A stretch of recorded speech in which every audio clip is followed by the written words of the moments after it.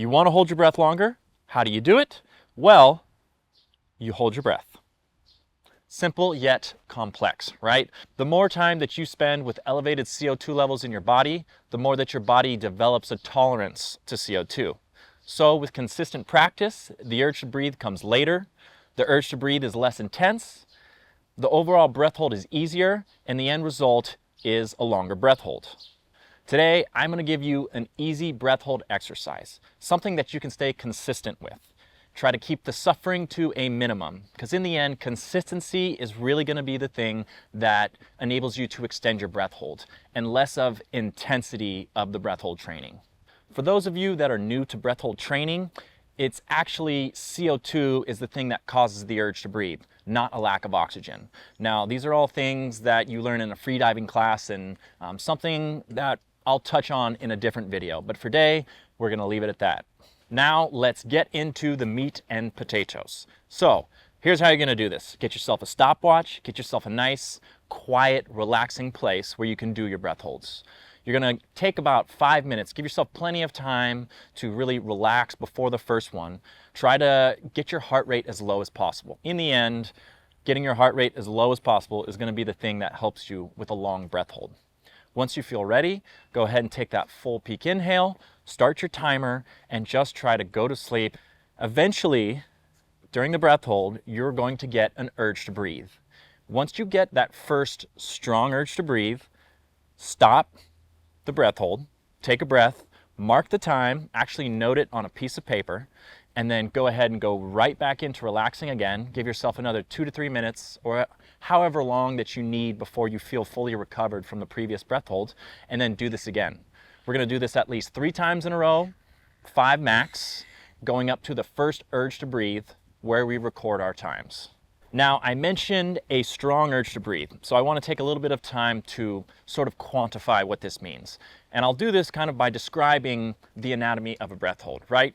So when you take your first breath and you start holding it, at first it can almost feel relaxing. It can almost feel good. And then eventually, if you hold your breath long enough, you'll start to feel uncomfortable. And this is what I call the kind of like the first urge to breathe. Now, normally it's uncomfortable, but it's not painful, it's okay. And if you keep holding your breath long enough, you kind of get the second urge to breathe, which I consider a strong urge to breathe, which is very uncomfortable, and it's basically your brain telling you like, I need to breathe now, and you no longer want to do this. That's what I consider a strong urge to breathe. If you continue holding your breath past this, eventually it will result in a contraction where your diaphragm kind of sucks up and it's almost like you're trying to take a breath even though you're holding your breath. So for these exercises, if you're brand new to breath holding, I recommend starting at your first strong urge to breathe. Now, for trained freedivers, we're more used to contractions. I would say that you could start out with your first contraction is when you note your times. So it kind of depends on where you're at and what you want to do, but in the end, stay consistent.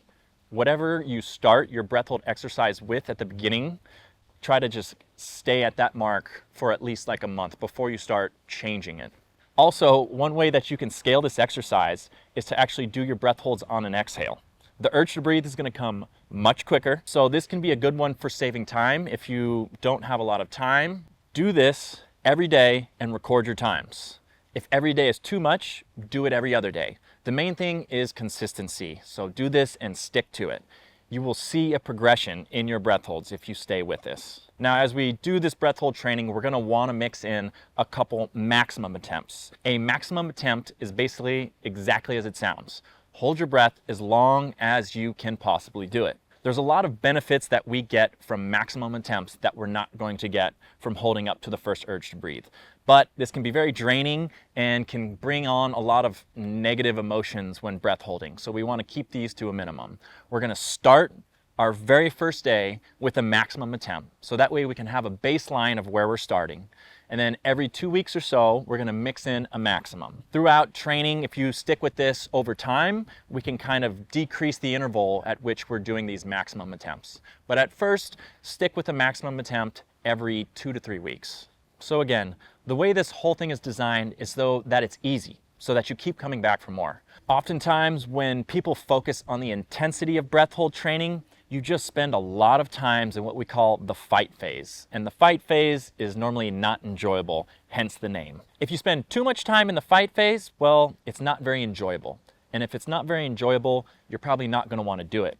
And if you're not going to want to do it, you probably won't do it. Don't be upset if your numbers go up and down. Breath hold training is, well, it's a mental game. There's going to be good days, and there's going to be days where it's over before it even started. So just stay consistent, don't let the bad days get to you, and over time you will see a progression, and a good one. The other thing to take note of is the time of day that you're doing this and sort of the setting that you're doing it in. It's going to be very easy and relaxing to hold your breath in a pillow room playing Enya. But you can imagine a different result if you're laying on a hardwood floor in the mosh pit of a Metallica section. So find a nice setting and kind of make note on those days when you do have good victories. So I challenge you, see if you can make it a whole month. If you do, share us your results, and you might be rewarded with something more than a longer breath hold. So I can't even do this, talk with my hands.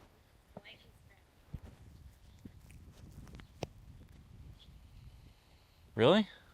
Much better. Okay. All right.